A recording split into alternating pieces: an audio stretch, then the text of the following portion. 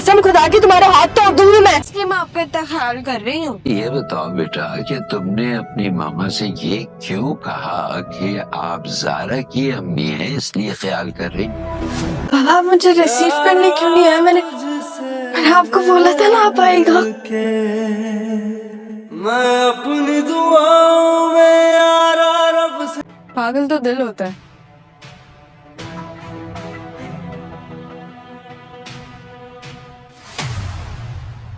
मेरा दिल तो मेरे बाबा में।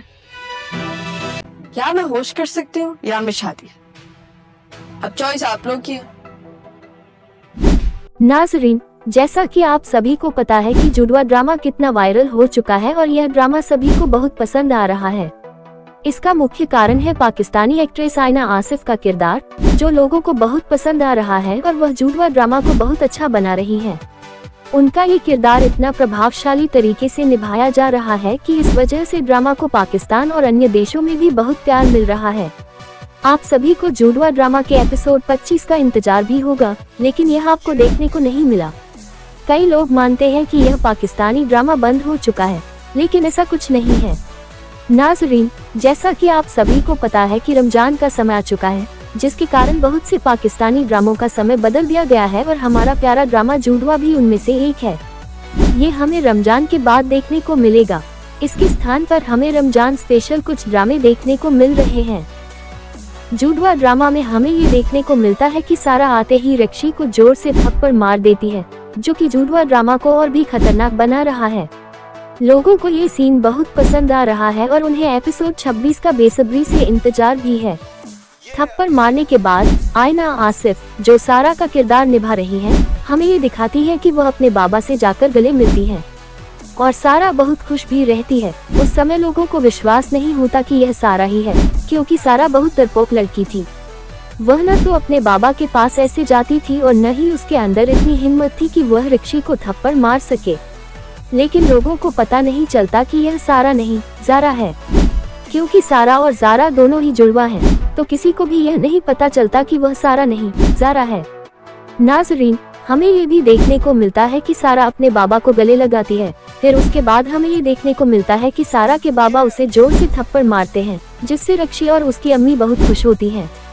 फिर कुछ समय बाद हमें ये देखने को मिलता है कि सारा की अम्मी उससे सवाल करती है कि तुम्हारे अंदर इतनी हिम्मत कहाँ से आई कि तुम अपने बाबा और सबके सामने ऐसा बोल रही हो।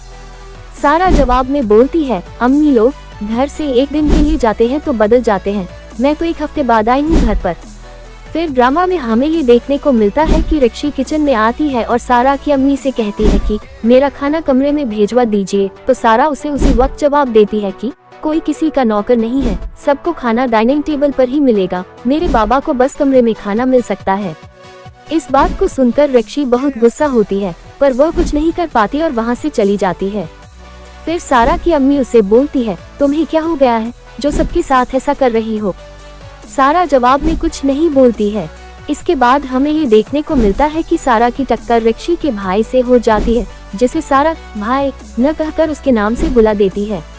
पहले ऐसा कभी नहीं हुआ था, तो वह सोचने लगता है कि इसको क्या हो गया है। फिर वह पूछ ही लेता है, तुमने मुझे क्या बोला?